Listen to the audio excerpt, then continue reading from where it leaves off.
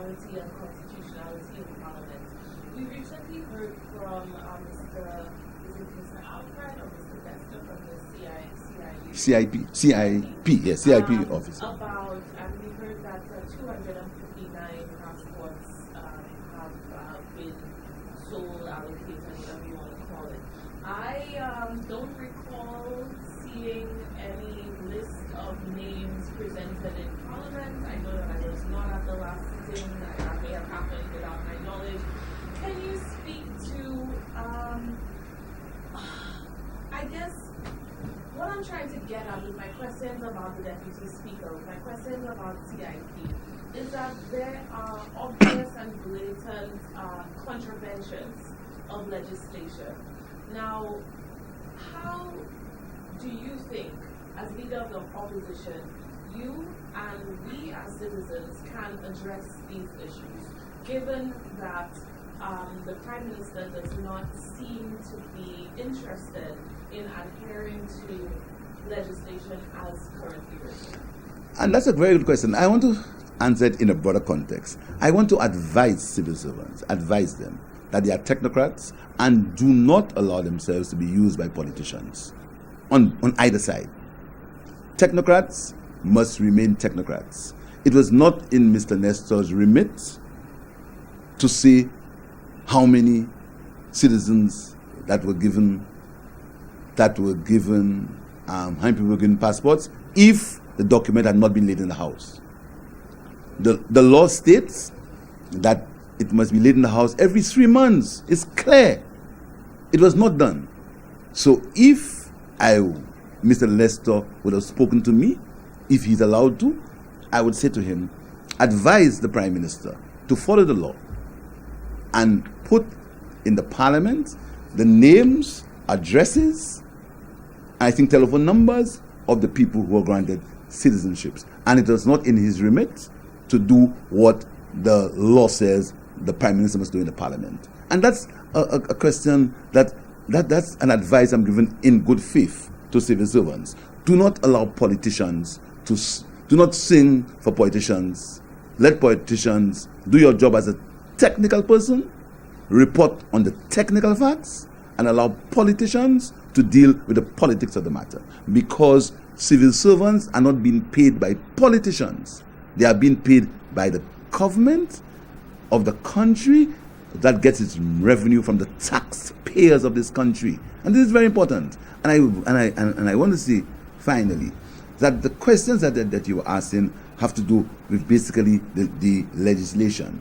Because a lot of that legislation hasn't got sanctions. It doesn't say what will happen if that doesn't happen. You see, and again, because it was speaking to reasonable men.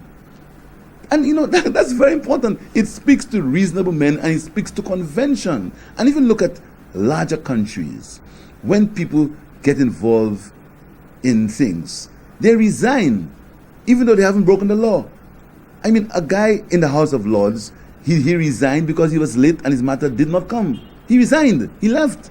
He said, I take responsibility. I was late for the session and my matter came and I wasn't there. He resigned. You understand? So these laws, they exist. The government clearly does things that are not within the ambit of the law, the constitution, but there are no sanctions. So I think that's something we have to do as a government. We now have to protect the people by putting sanctions in that legislation. And if you look at the Finance Act, the new Finance Act speaks to sanctions. The Procurement Act, which has been passed by us, but the government refuses to make law, the Procurement Act. And that is why the direct awards were what is called legal.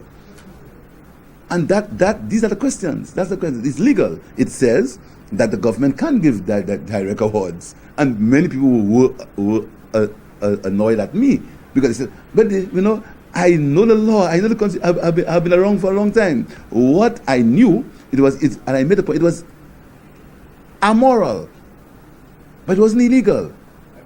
And that's the point, and that's what the government rides on all the time. Yeah, but Mr. Philip, let me put it to Mr. Nestor. He did say he couldn't speak whether the reports or the reports were He said he couldn't speak. But the reports have to come from him. That's the law. Mr. Nestor must have read the law, hasn't he? He's the chairman. And listen, I have full respect. I employed Mr. Nestor, I was the Minister of Financial Services when Mr. Nestor was Director of Financial Services. So I know Mr. Nestor well. This is not a personal thing, Too many things in Lucia have turned personal. This is not a personal thing at all. And I don't want to talk about Mr. Nestor. I want to talk about the general man, the CEO of the CIP unit.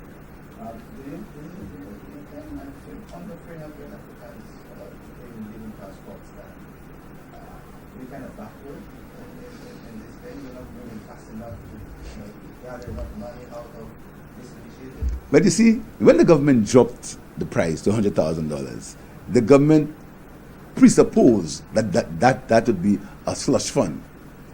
It has not been. That's what I'm saying this time.